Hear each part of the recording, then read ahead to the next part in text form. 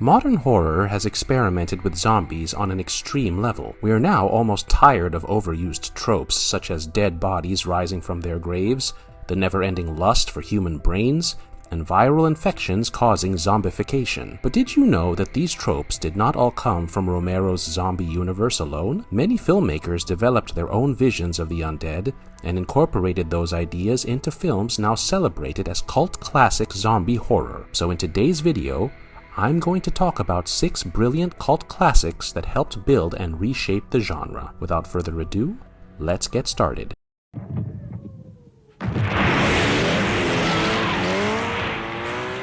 Cemetery Man, 1994. The beauty of Cemetery Man is that every rewatch seems to offer a different interpretation of the film. Directed by Michele Soavi, Cemetery Man was adapted from Tiziano Sclavi's novel Della Morte dell'Amore. Sclavi was also famous for creating the comic series Dylan Dog, whose title character was visually modeled on Rupert Everett, so casting Everett as Francesco della Morte could not have been more appropriate. Cemetery Man is one maddening ride revolving around a cemetery where the dead return to life. Francesco, the caretaker of Buffalora Cemetery, calls them returners. The movie largely avoids using the word zombie, and it would be difficult to confine the film to zombie horror alone. It combines extremely witty black comedy with philosophical ideas about life, death, love, identity, and madness. Francesco lives with his intellectually disabled assistant Nyagi, who later becomes infatuated with the severed head of the mayor's daughter. According to the film's strange rules, some of the recently buried dead rise again after 7 days. Even after knowing this, Francesco makes love to a beautiful widow on top of her husband's grave. Her dead husband rises and bites her, after which she dies, returns, and is killed by Francesco. Anna Falchi played this unnamed woman, and 2 later lookalikes, none of whom can remain happily with Francesco. Casting 3 different actresses would have changed the film's effect because Falchi's repeated appearance seems deliberately symbolic. Her recurring presence in Francesco's life matters more than conventional plot logic. The ending reinforces the film's surrealism. Francesco and Nyagi drive away from Buffalora, only to discover that the road abruptly ends at the edge of an impossible void. After their vehicle crashes through a barrier, the world beyond appears inaccessible, suggesting that Buffalora may be a closed or artificial reality. In my opinion, the film follows a man caught between conflicting ideas of life and death. In his pursuit of meaning, Francesco reaches the literal end of his world, only to discover that escape may be impossible. A little too deep for a B-grade zombie thriller, right? That is why it remains a cult masterpiece. Martin Scorsese has also been widely reported as calling it one of the best Italian films of the 1990s.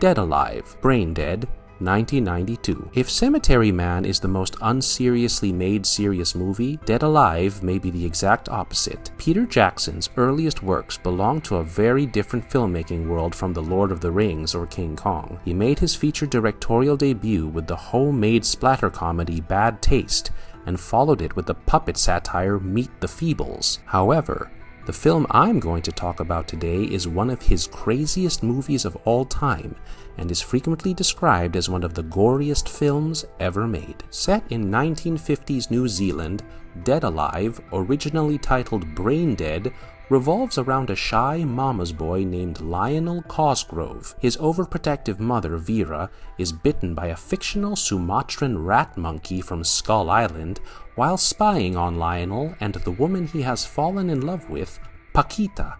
The bite turns Vera into a zombie. As the infection spreads, Lionel hides and sedates the undead in his basement, but the situation becomes increasingly uncontrollable. The film was released as Brain Dead in most territories, but it was retitled Dead Alive in North America, reportedly to avoid confusion with an existing American film titled Brain Dead. It became an absolute favorite among viewers with a taste for outrageous splatter. Well, that includes me too. Jackson used a clever approach that made the gore play like comedy. Critics and fans often describe the style as slapstick because its cartoonishly exaggerated violence is structured like slapstick. Some scenes are still extremely disturbing, including the dinner sequence in which Vera's ear falls into her custard and she accidentally eats it. The low-budget practical effects deserve enormous credit.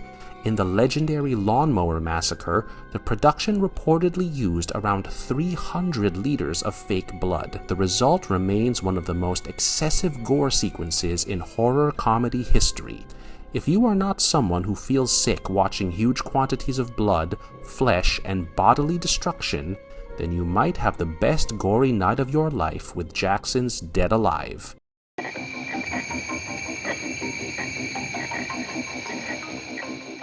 Zombie 2, 1979. The most famous thing about Lucio Fulci's Zombie 2 is its unofficial and very confusing connection with George A. Romero's Dawn of the Dead. Dario Argento supervised a shorter European cut of Romero's film, which was released in Italy as Zombie and became a major success. Italian producers then commissioned a film marketed as Zombie 2 to capitalize on that success. The truth is that Zombie 2 has no narrative connection to Romero's film. It is a sequel in title and marketing rather than story.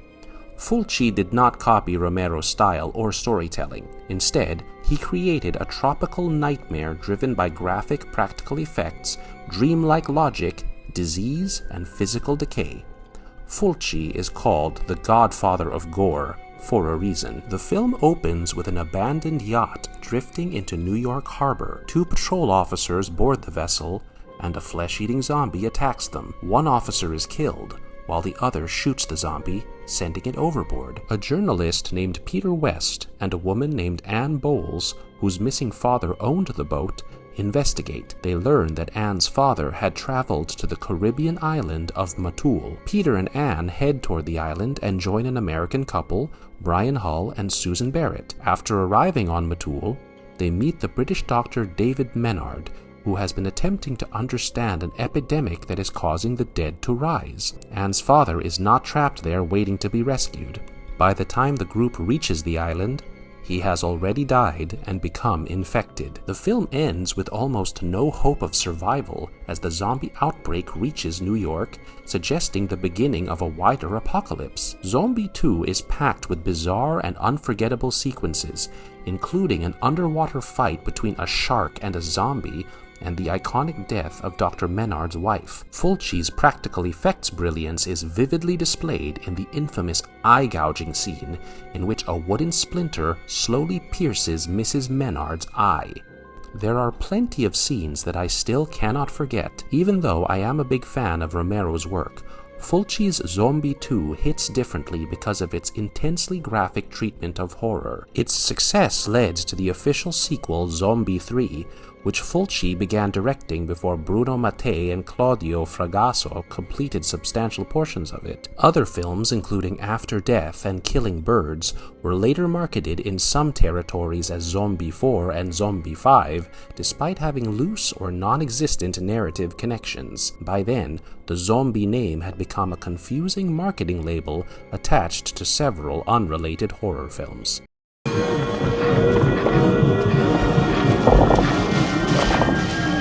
The Return of the Living Dead, 1985. You may have heard Dan O'Bannon's name mostly because of his writing contributions to Alien and Dark Star, but another important contribution to cinema was his directorial debut, The Return of the Living Dead. Romero's early Living Dead movies were textbooks for aspiring horror filmmakers and writers, but O'Bannon did not want to imitate them. That decision drove him to create a zombie film widely credited with popularizing the specific idea of zombies craving and eating human brains. The Return of the Living Dead has strong mid-1980s punk rock aesthetics and one of cinema's most uniquely designed zombies, commonly known as the Tar Man, with dripping black skin and a craving for brains. Medical supply warehouse employee Freddy learns from his foreman Frank that Night of the Living Dead was supposedly based on a real military accident that the government covered up.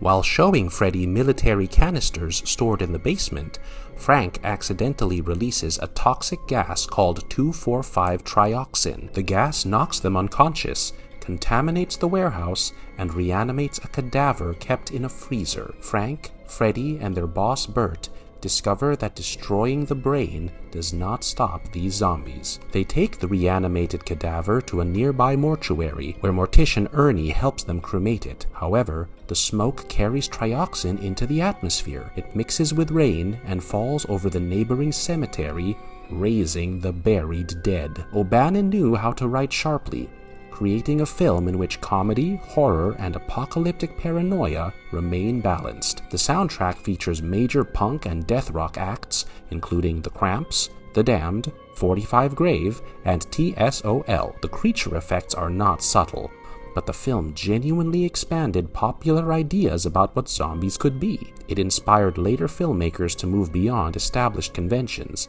just as O'Bannon had responded creatively to Romero's work. Its success launched the return of the Living Dead franchise, although the sequels varied significantly in tone and continuity.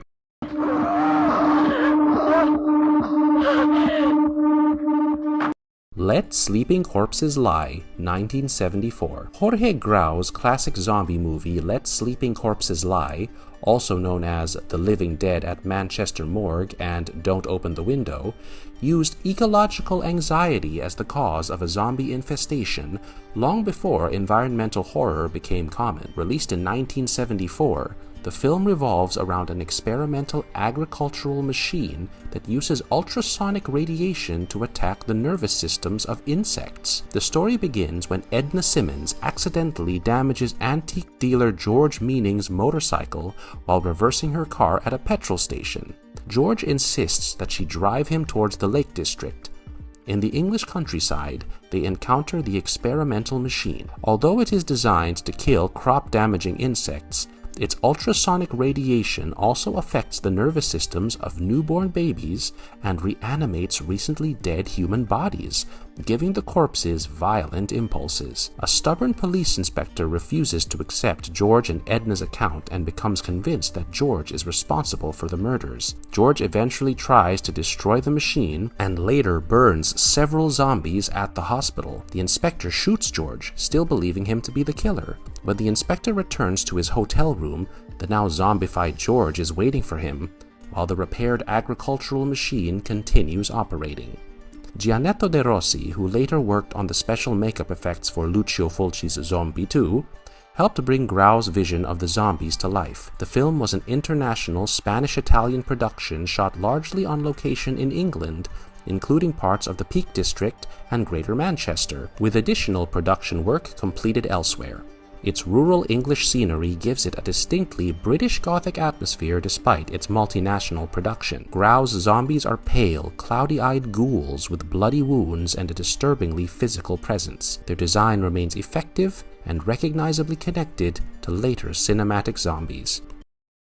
One Cut of the Dead, 2017. Finally, I'm going to end this list with one of the greatest low-budget experimental zombie films of the 2010s, which in fact is not a conventional zombie movie at all. I'm not going to give you a direct spoiler because this kind of film is best enjoyed when you discover it for yourself. Written, directed, and edited by Shinichiro Ueda, the Japanese horror comedy One Cut of the Dead plays with a major bait-and-switch narrative. You only need to remain patient through its opening 37-minute continuous take to receive the ultimate payoff. The film initially appears to follow director Higurashi as he shoots a low-budget zombie production at an abandoned water filtration facility. The cast and crew apparently come under attack from real zombies, turning the filming process into a bizarre massacre. Then the story takes a sudden turn and becomes something completely different. The amazing thing is that the movie was filmed over 8 days on a production budget of approximately 3 million yen, or around $25,000 at the exchange rates commonly cited at the time.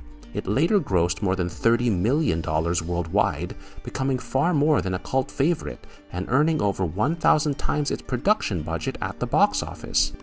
One Cut of the Dead became an inspiration for young filmmakers who believed that a lack of money was the one thing preventing them from making a film. Ueda demonstrated what could be achieved with meticulous planning, committed performers, and a crew that trusted the project. After its opening section, the film becomes less about a zombie outbreak and more about the chaotic, collaborative art of filmmaking. The opening 37 minutes of gore, technical coordination, and deliberate awkwardness gain an entirely new meaning once the rest of the film unfolds. That is why One Cut of the Dead deserves a place on today's list of cult horror favorites. And that's it, guys. These are my top 6 cult zombie flicks that were secretly masterpieces of their time. If you are a gore hound like me, and genuinely want to see how zombie cinema evolved beyond its most familiar conventions, this list has plenty to offer. On that note, this video is over. If you enjoyed it, please hit the like button and subscribe to our channel. Also, do not forget to leave a comment below mentioning your favorite cult classic zombie thriller. Until then, goodbye and see you in the next one.